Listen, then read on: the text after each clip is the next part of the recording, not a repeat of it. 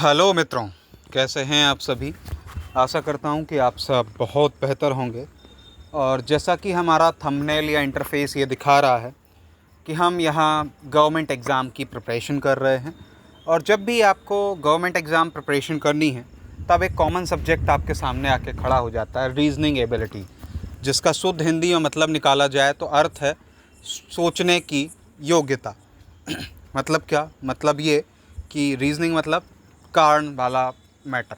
Reasoning मतलब कारण बताओ, और एबिलिटी मतलब कारण बताने की योग्यता, सोचने की योग्यता, या जर्नल इंटेलिजेंस यानी सामान्य होशियारी या सामान्य जानकारी। इस तरह का कुछ करके एक सब्जेक्ट है, दैट इज़ रीजनिंग एबिलिटी। हमने उसी रीजनिंग एबिलिटी को शुरू किया है। इस वाले पार्ट में हम लोग प्रैक्टिस सेट नंबर 11 लगाने जा रहे हैं reasoning series, reasoning ability subject के नंबर सीरीज़ नाम के पहले चैप्टर का।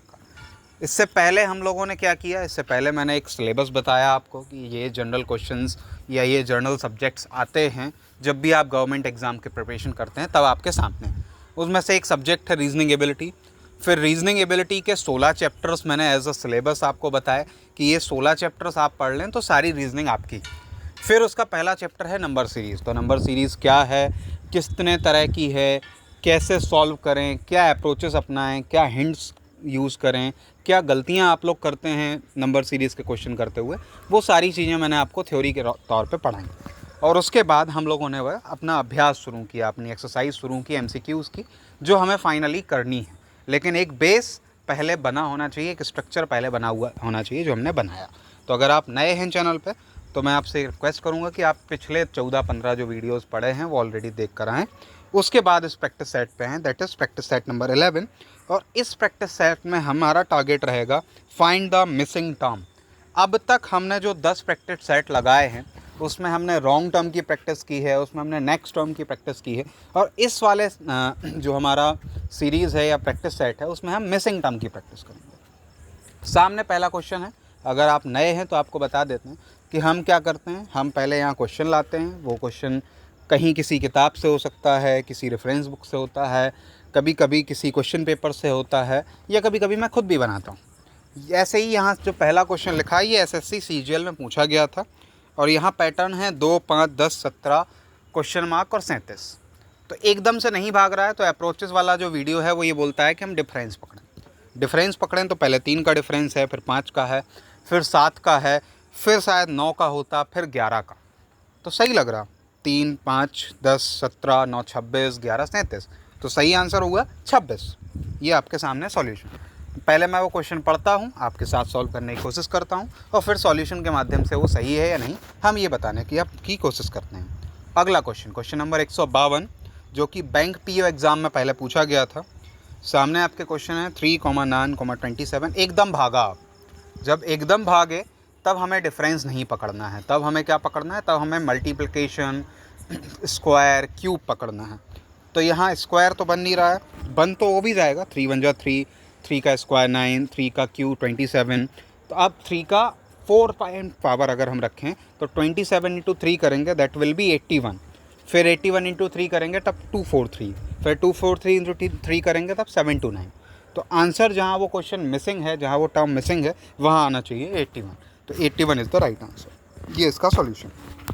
अगला 153 क्वेश्चन, ये यूपीएससी सीडीएस में पूछा गया था।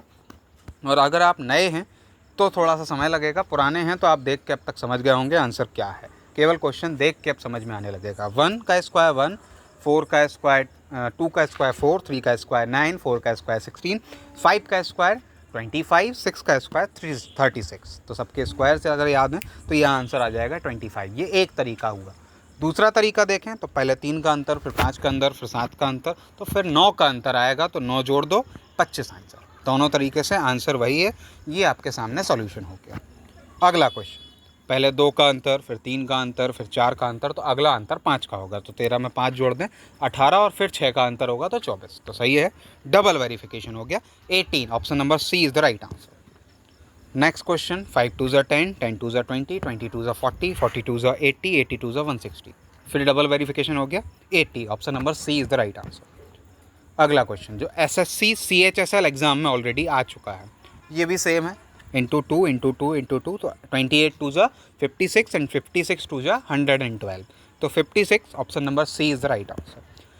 बहुत आसान क्वेश्चन है, एक पैटर्न अगर आपके पास आ गया है तो फिर बहुत आसान रहेगा। अब अगला क्वेश्चन थोड़ा सा आसान लग रहा था, तो क्वेश्चन नंबर 157 डाला है यूपीएससी सीएपीएफ एग्ज़ाम से। अब तक आप इंटू टू या इंटू थ्री कर रहे थे और बड़े आराम से आंसर आ जा रहा था। अब थोड़ा दिमाग लगाते हैं, पहले 2 फिर 6 फिर 12, अब अगला क्या, तो पहले 4 का अंतर फिर 6 का अंतर, अब 8 का अंतर रख देंगे तो 8 जोड़ दिया जाएगा तो 20 आ जाएगा, फिर 8 के बाद 10 का अंतर तो 30, फिर 12 का तो 42। सीरीज़ बन गई तो वहाँ कौन सा आंसर आएगा 20, तो 20 इज़ द राइट आंसर। अगला क्वेश्चन 158, बैंक क्लर्क एग्ज़ाम में ये आया था। क्लर्क मतलब एक छोटी सी नौकरी है, ग्रुप बी ग्रुप सी की ही नौकरी है। 3 2 ज़ा 6 ठीक था, लेकिन 12 तो है नहीं, और रॉन्ग टर्म पूछा नहीं, पूछा क्या है मिडिल टर्म। तो 3 जोड़ा फिर 5 जोड़ा फिर 7 जोड़ा फिर 9 जोड़ेंगे और फिर 11 जोड़ेंगे, तो 9 जोड़ने पे आएगा 27 और 27 में 11 जोड़ने पे आएगा 38। Double verification okay, 27 is the right answer. अगला क्वेश्चन एसएससी एमटीएस एग्ज़ाम में आया था, बहुत आसान क्वेश्चन ही आते हैं, कोई बहुत बड़ा तीर नहीं आता। ये क्वेश्चन देखिए, 1 का क्यू 1, 2 का क्यू 8, 3 का क्यू 27, तो 4 का क्यू 64, 5 का क्यू 125, 6 का क्यू 216, तो यहाँ 5 का क्यू आएगा दैट इज़ 4 का क्यू आएगा that is 64। 64 is the right answer. अगला question, question number 160, UPSC prelims में ये क्वेश्चन आ चुका है। यहाँ पहले 10 का अंतर फिर 24 का अंतर फिर उसके बाद 34 का अंतर, तो अंतर वाले तरीके से तो फिट नहीं बैठ रहा, ठीक। अब मल्टीप्लिकेशन वाले, पहले 6 से मल्टीप्लाई किया फिर 3 से किया फिर उसके बाद उसका भी नहीं बैठा। अब कुछ नया दिमाग लगाना पड़ेगा थोड़ा सा। क्या दिमाग लगाया जाए?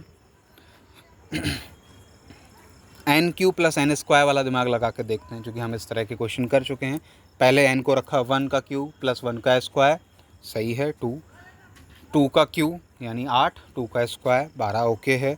3 का क्यू 27, 3 का स्क्वायर 36 ओके है। तो अब आराम से बन गया। 4 का क्यू 64, 4 का स्क्वायर 16, 5 का क्यू 125, 5 का स्क्वायर 25, तो 125 प्लस 25 करेंगे तो 150 आ जाएगा, तो 150 option number B is the right answer. अगला, ये एसएससी सीपीओ एग्ज़ाम में आ चुका है। 2 3 ज़ा 6, 2 ज़ा 12, यहाँ तक सब सही था, फिर डिस्टर्ब हो गया, तो अब जोड़ना घटाना शुरू। पहले 4 का अंतर फिर 6 का फिर 8 का फिर 10 का फिर 12 का, तो 10 का अंतर आएगा, यानी option number B 30 will be the right answer. ये इसका सॉल्यूशन है। दूसरे तरीके से है, n+1 करके है, ये भी एक तरीका हो सकता है सॉल्व करने का।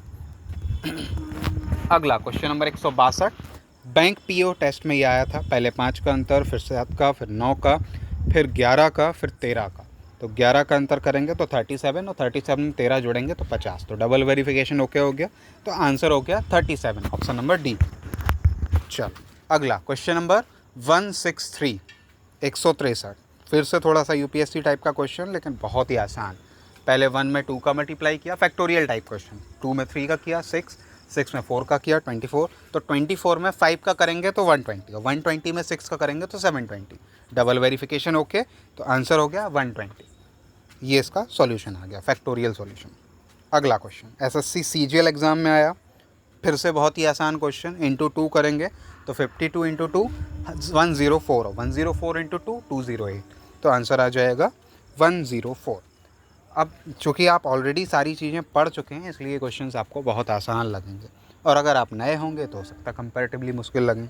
अगला question, question number 165, 165, UPSC killer इसका नाम है, लेकिन है बहुत आसान। पहले 4 का अंतर फिर 8 का अंतर फिर 8 दूनी 16 का अंतर रहेगा, तो 16 25 में जोड़ेंगे तो 41, 41 आएगा, फिर 16 दूनी 32, 41 प्लस 32 73, फिर 32 दूनी 64, 73 प्लस 64 इज इक्वल टू 137, तो कन्फर्म हो गया। क्या आंसर आएगा? सामने आंसर रहेगा 41, 8 दूनी 16 जोड़ेंगे 25 में। ये इसका सामने सॉल्यूशन। इस पार्ट के लिए फ़िलहाल इतना ही। ये पार्ट थोड़ा सा जल्दी निपट गया हम लोगों का, क्योंकि थोड़े से कंपैरेटिवली हार्ड क्वेश्चन नहीं थे, आसान क्वेश्चन थे, लेकिन मिसिंग टर्म का एक नॉलेज बन गया। मिसिंग टर्म कुछ नहीं होगा, जो पैटर्न हम फॉलो करते हैं वही पैटर्न रहेगा, बीच का एक आध वर्ड गायब रहेगा, उस वर्ड को आपको पता करना पड़ेगा। Thanks for watching this video. Let's learn, grow and succeed together. अगर आपको ये वीडियोस पसंद आ रहे हैं तो आशुतोष सेंगर यानी मेरे चैनल को सब्सक्राइब कर लीजिए। आप चूँकि पैसा तो मुझे कुछ दे नहीं रहे हैं, ये जस्ट एक यूट्यूब पे मोटिवेशन रहेगा कि जब ज़्यादा सब्सक्राइबर्स रहेंगे तो मैं ज़्यादा एफ़र्ट्स डालूँगा, ज़्यादा अच्छा करूँगा। और उन एफ़र्ट्स में अगर आपको कोई कमी लगती है तो आप कमेंट करके बताइए कि हम क्या सुधार सकते हैं, क्या बढ़ा सकते हैं, क्या घटा सकते हैं। लाइक करिए वीडियो को, शेयर करिए, जितने ज़्यादा व्यूज़ होंगे उतना अच्छा लगेगा पढ़ाने में। And don't forget to hit the bell icon, क्योंकि लगातार वीडियोज़ आते ही रहेंगे अलग अलग टॉपिक्स पे, अलग अलग तरीके के। तब तक के लिए धन्यवाद।